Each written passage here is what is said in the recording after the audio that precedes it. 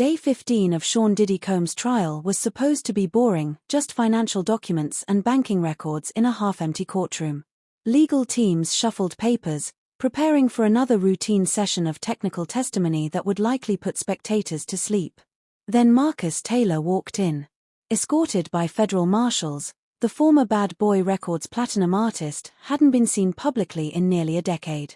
His 3 hit albums in the early 2000s had made him a hip-hop star before he mysteriously vanished from the music scene in 2008. The courtroom erupted.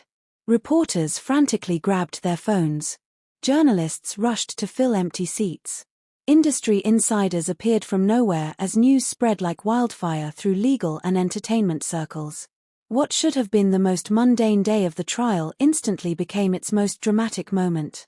Combs' reaction said everything. The defendant, who had maintained perfect composure for weeks, froze mid-conversation with his lawyers. For the first time, his carefully constructed mask slipped, revealing genuine shock and unmistakable alarm as he watched his former protégé approach the witness stand. Security personnel quietly repositioned themselves, sensing the shift in energy. After 15 years of silence, Taylor was finally ready to speak about a relationship that had remained hidden from public view, and everyone in that courtroom knew they were about to hear something that would change the entire case. The transformation was complete. A sleepy procedural day had become a courtroom thriller, with a surprise witness who held secrets that could reshape everything. Marcus Taylor was just 19 years old when his life changed forever. After 3 years grinding in Atlanta's regional music scene, the working-class teenager was performing at a showcase, building a modest following through pure determination and talent. Then Sean Combs walked in. Within a week, Taylor found himself on a plane to New York for high-level meetings, studio sessions, and marketing discussions. For a kid with no industry connections, the attention from Bad Boy Records felt like ultimate validation, proof that years of hard work had finally paid off. It felt like a dream coming true, Taylor testified. But dreams can become traps. The contract appeared within 2 weeks, along with a crucial warning: outside lawyers would complicate the process and might kill the deal entirely. Combs himself delivered the message with paternal warmth: they were family now, and bringing in independent counsel would signal dangerous distrust. Taylor had less than 24 hours to review 40 pages of legal terminology he couldn't understand. He was living in a label-paid hotel, surrounded by their representatives, and told this was his one shot at success. The pressure was crushing, the timeline deliberately rushed, and the power imbalance overwhelming for someone barely out of his teens. So he signed. What Taylor didn't realize was that he'd just entered a system designed to exploit exactly his situation: a young, talented artist from a vulnerable background, overwhelmed by sudden opportunity and isolated from independent advice. The family rhetoric masked a predatory business model that would define the next decade of his life. Marcus Taylor's courtroom testimony exposed a financial system so twisted that success itself became a trap. His debut album sold over 2 million copies, achieved platinum status, and dominated radio waves across the country. By any reasonable measure, this should have generated substantial wealth for the artist who created it. Instead, Taylor found himself drowning in debt that seemed to grow with every success. The accounting statement that arrived after his platinum achievement delivered a shocking blow: he now owed Bad Boy Records over $1 million. The mathematics defied logic. How could an artist who had just sold millions of records find himself deeper in the red than when he started? The answer lay in what Taylor described as a sophisticated web of financial manipulation designed to ensure that no artist, regardless of their commercial success, would ever achieve true financial independence. Studio time appeared on his statements at rates far above industry standards. Marketing costs materialized without verification or detailed breakdown. Production expenses seemed inflated beyond any reasonable justification. Most egregiously, charges for label parties and industry events that Taylor had never even attended somehow became his financial responsibility as recoupable expenses. Every celebration of his success, every marketing campaign that promoted his music, every business dinner between label executives, all of it somehow became debt attributed to his account. The more successful his music became, the more expenses the label seemed to discover that required his reimbursement. Suspicious of the impossible mathematics, Taylor took a bold step that would ultimately expose the depth of the deception. He hired an independent forensic accountant, paying personally and keeping the investigation completely confidential. What this expert discovered was staggering in its implications. Based on verifiable sales data and standard industry accounting practices, Taylor should have earned approximately $4.2 million from his first 2 albums alone. The platinum success, radio play, and touring revenue should have made him a wealthy young man, financially secure and able to invest in his future. Instead, the reality was devastating. He had received roughly $185,000 in advances, money that was technically loans against future earnings, while somehow accumulating what the label claimed was over $2 million in debt. The system had transformed a multi-million-dollar success story into a financial nightmare that kept him completely dependent on the label's continued goodwill. This wasn't simply aggressive business practice or industry-standard recoupment policies taken to an extreme. Taylor's testimony revealed something far more sinister, a systematic financial manipulation scheme designed with mathematical precision to ensure that artists remained in perpetual servitude regardless of their commercial achievements. The more successful an artist became, the deeper their supposed debt grew. It was a system that transformed talent into leverage, success into dependency, and dreams into financial bondage. No matter how many records sold, no matter how many charts were topped, the accounting would always show that the artist owed more than they had earned. Taylor's revelation exposed the cruel irony at the heart of his Bad Boy Records experience. The very success he had worked so hard to achieve had become the mechanism of his exploitation. Every platinum plaque on his wall represented not wealth, but deeper entanglement in a system designed to ensure he could never truly own the fruits of his own talent. Marcus Taylor's testimony revealed something far more chilling than financial exploitation. It exposed a system of comprehensive life control that turned personal relationships into surveillance networks and privacy into an illusion. Bad Boy Records, according to Taylor, didn't just manage careers. They managed entire lives with surgical precision, creating what amounted to invisible prisons disguised as support systems. The control began with the basics of daily existence. New artists were gently encouraged to live in properties owned by Sean Combs or his business associates. Transportation was provided through company-connected services. Even the most intimate aspects of an artist's life, their personal relationships, were monitored and often influenced by label personnel who positioned themselves as protectors and advisors. But the true scope of the surveillance remained hidden until Taylor made a devastating discovery years into his relationship with the label. His personal team, the people he trusted most in his daily life, had been reporting on him all along. His personal assistant, the person who knew his schedule, his moods, his private conversations, and his personal struggles, was contractually obligated to provide regular updates to label management.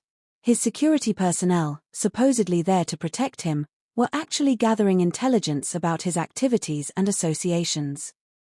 Even his stylist, someone present during his most vulnerable moments, was required to report back to the label about his behavior and conversations.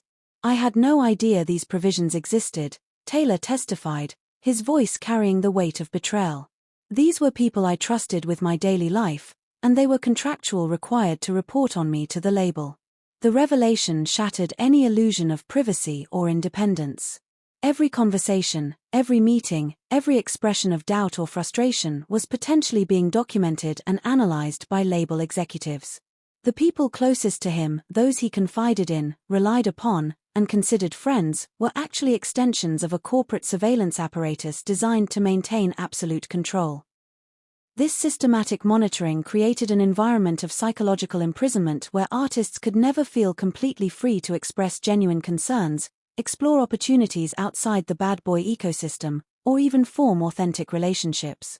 The isolation was deliberate and comprehensive, designed to make the label indispensable while preventing artists from developing independent support systems or seeking outside advice that might threaten the established power structure. The enforcement of this control was subtle but devastating. Artists who showed too much independence, whether in creative decisions, financial questions, or personal choices, found themselves facing mysterious career obstacles that seemed to emerge from nowhere. Release dates would suddenly be delayed without clear explanation. Radio promotion campaigns would inexplicably underperform despite previous success. Lucrative opportunities would disappear at the last moment, often with vague references to scheduling conflicts or creative differences. The message was unmistakable: compliance would be rewarded with the full power of the bad boy machine behind you, while independence would be met with systematic professional sabotage. Artists learned to self-censor, to avoid asking uncomfortable questions, and to present themselves as grateful and compliant members of the family regardless of their private concerns or ambitions. Taylor's testimony painted a picture of an organization that had perfected the art of control through dependency. By managing every aspect of an artist's life, from where they lived to who they trusted, Bad Boy Records created a system where questioning the arrangement meant risking not just career suicide, but the complete collapse of the support structure that had become integral to daily survival. It was control disguised as care, surveillance masked as support, and manipulation presented as mentorship. The most disturbing aspect wasn't just that it happened, but how effectively it was hidden from the very people being controlled, creating a reality where artists remained unaware of the extent of their own captivity until it was too late to escape without devastating consequences. The fluorescent lights of the courtroom cast harsh shadows as Marcus Taylor adjusted his tie, preparing to deliver testimony that would reverberate throughout the entertainment industry. His decision to speak wasn't born from personal vendetta or career disappointment, it emerged from a moment of moral clarity that would cost him everything he had worked to build. Taylor's journey with Bad Boy Records had been a masterclass in the industry's darker machinations. For years, he had navigated the treacherous waters of manipulative contracts and broken promises, telling himself that survival required silence. But in 2007, that calculus changed when he became witness to the perpetuation of a cycle he knew intimately. The young artists arriving at Bad Boy's offices reminded Taylor of himself a decade earlier, hungry, hopeful, and utterly unprepared for what awaited them. These teenagers, many barely 18, carried dreams larger than their understanding of the business that would either elevate or destroy them. Taylor watched as they were guided through the same labyrinthine signing process that had once ensnared him, their enthusiasm slowly morphing into confusion as lawyers spoke in circles and promises became increasingly vague. The breaking point crystallized during what should have been a routine evening at the label's offices. Taylor observed Combs conducting a private meeting with a hesitant young artist who had been wavering on his decision to sign. The closed-door session lasted less than 30 minutes, but its impact was immediate and devastating. The teenager who entered that room with questions and reservations emerged visibly shaken, his hands trembling as he reached for the pen that would bind him to Bad Boy Records. What followed was a grotesque theater of celebration. Press releases touted a multi-million-dollar deal, industry publications ran congratulatory profiles, and the young artist was paraded before cameras as the label's newest success story. But behind this facade of triumph lay a stark reality that Taylor witnessed firsthand that same evening. The newly signed artist approached Taylor privately, his earlier bravado replaced by quiet desperation. Despite having just inked what the world believed to be a lucrative contract, he found himself asking Taylor for a loan to help cover his mother's overdue rent. The irony was crushing. Here was someone who had just been publicly celebrated as a millionaire, yet lacked the resources to prevent his family's eviction. This moment of cognitive dissonance forced Taylor to confront an uncomfortable truth about his own position within the system. His continued presence at Bad Boy, regardless of his personal treatment, served as unwitting validation of the label's practices. His face appeared in promotional materials, his modest success was cited as evidence of the label's artist-friendly approach, and his stability provided cover for the exploitation of those who followed in his footsteps. The moral weight of this realization became unbearable. Taylor understood that every day he remained with Bad Boy was another day his credibility was being weaponized against vulnerable young talent. His silence had become complicity, and his success, however limited, was being used as bait in a trap he knew all too well. The decision to leave required sacrificing everything he had built. Taylor liquidated personal assets accumulated over years of careful financial planning, swallowed his pride to borrow money from family members who didn't fully understand his predicament, and entered into settlement negotiations that would legally bind him to silence through extensive non-disparagement clauses and confidentiality provisions. He knew the cost would extend far beyond money. The music industry operates on relationships and reputation, both of which would be irrevocably damaged by his departure. Doors that had taken years to open would slam shut overnight. Opportunities that once seemed within reach would vanish. Industry contacts who had taken his calls would suddenly become unreachable, their assistants offering polite but final explanations about packed schedules and conflicting priorities. Taylor accepted this professional exile as the price of moral clarity.